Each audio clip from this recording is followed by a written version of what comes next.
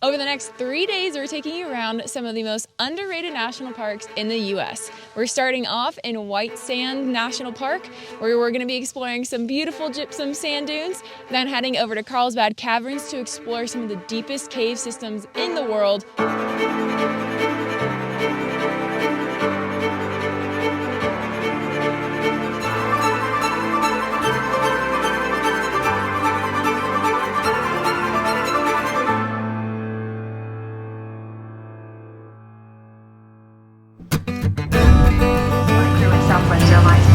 Paso. Please remain seated with your seatbelt securely fastened. Seat back and tray table in the full upright environment.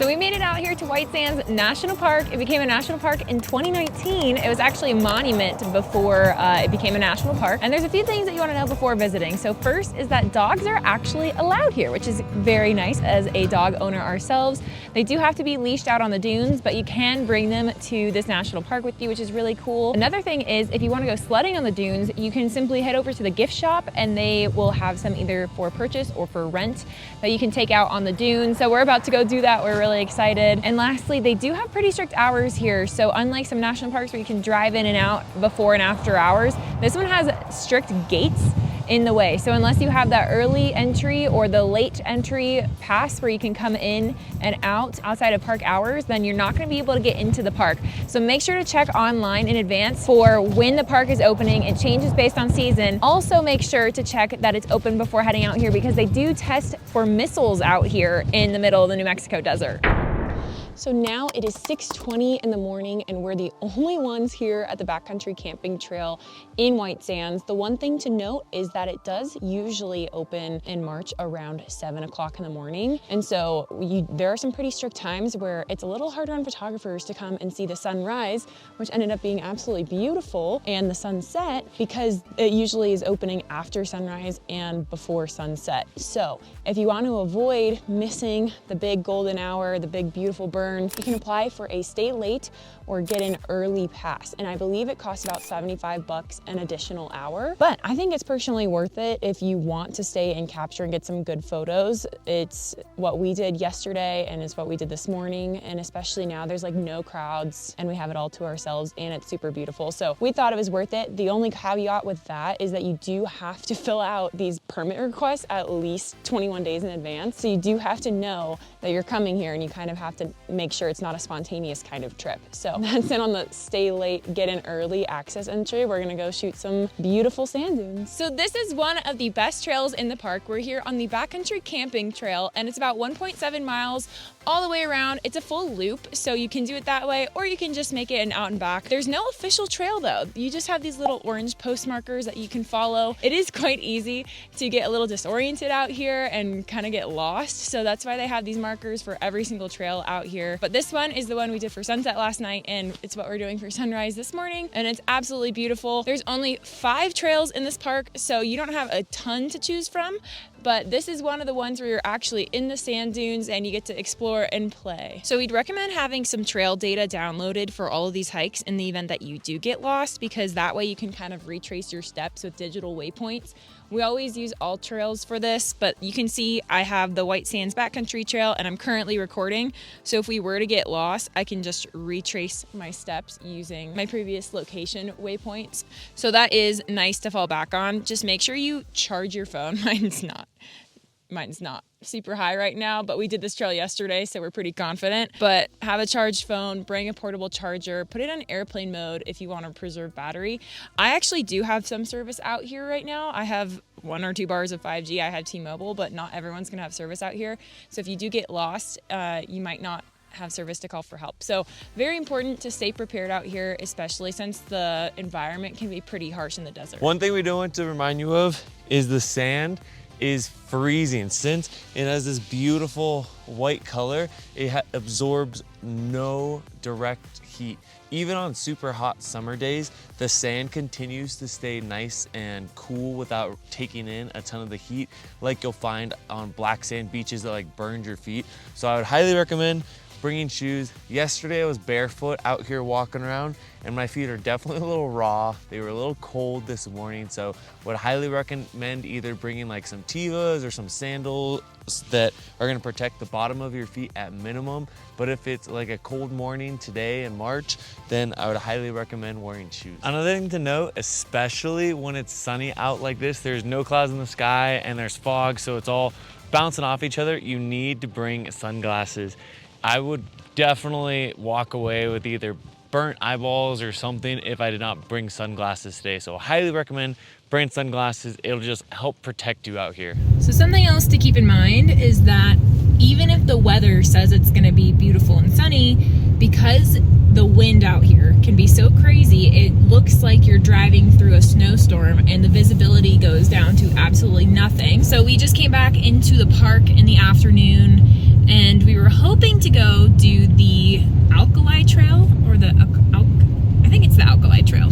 I'm not 100% on pronunciation, so don't quote me on it. But that's where you can find the biggest dunes in the park. Unfortunately, they literally just closed all the trails because the visibility is so bad. So all we can do is really go sledding now, which is totally fine. We just got one of the used ones from the visitors center for 20 bucks. But it is like whiteout conditions out here, so I think it's just unsafe for people to hike out on the dunes, which is why they canceled everything. But it is kind of a bummer. So yeah, we'll see you out sledding. So the rangers said to wax the board before you go out there. So that's what we're doing. Let's have some fun.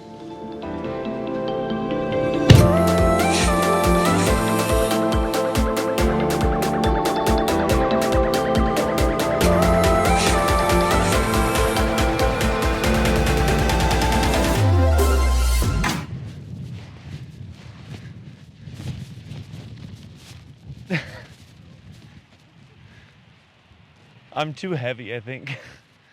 It just sinks into the ground.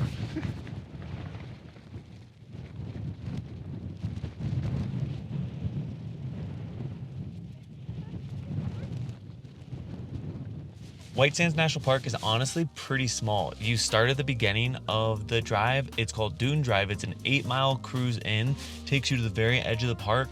From there, you can loop back around. So it's 16 miles round trip. Takes probably about 30 minutes to go all the way in and all the way out, but it is a pretty beautiful drive as you're cruising through.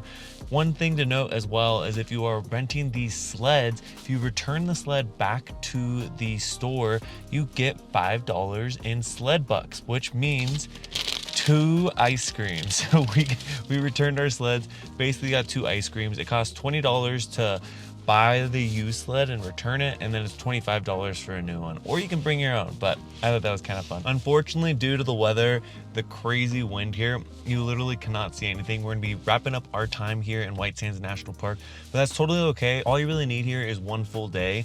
I think that is more than enough time. We saw sunset yesterday, it was gorgeous. Sunrise this morning, spent a little bit of time hiking around the park, and now we're gonna be heading over to our second national park of this road trip at Carlsbad Caverns.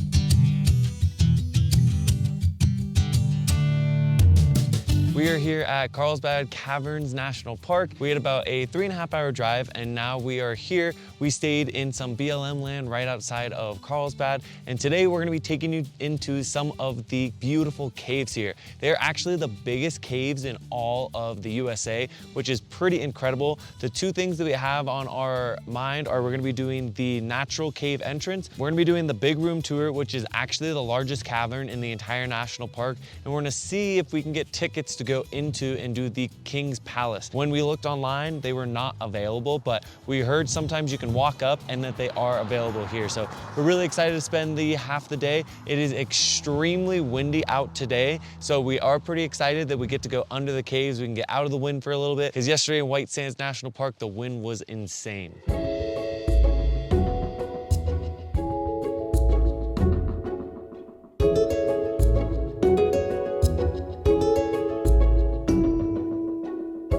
So the park opens around 8 o'clock right now. We did the entrance at 8:30 a.m. You have to have a timed entry slot reserved here if you want to come. So we did it about a week in advance. There were plenty of slots, and we are here in March. So it's kind of the off season. It's not as busy as summertime, but we did the 8:30 to 9:30 entrance, which means you can enter at any point during that time. And you do need to have this handy little receipt that they give you with you at all times because they will check this multiple different times. We had our regular self-guided tour of the big room and the natural cave entrance. And then we also have our additional tours written down below here. So you do not want to lose this. Keep this with you at all times when you guys are visiting.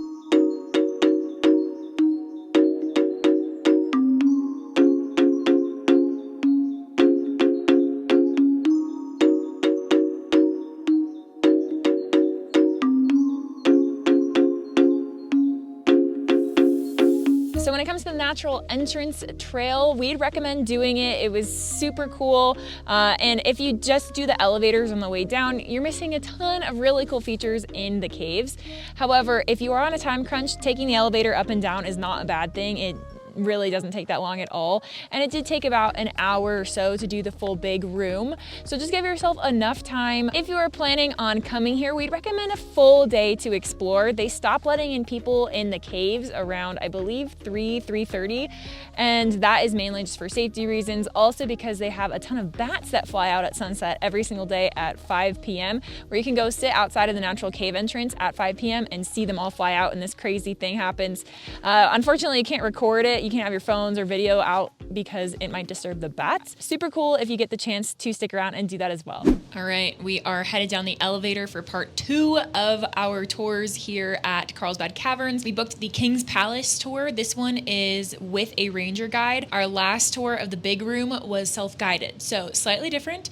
And King's Palace only has 12 people that can go on this tour, so make your reservations in advance. We got lucky and swooped the last spot this morning, actually, because originally it wasn't available, but we're super excited to take you on this little extra part of the tour.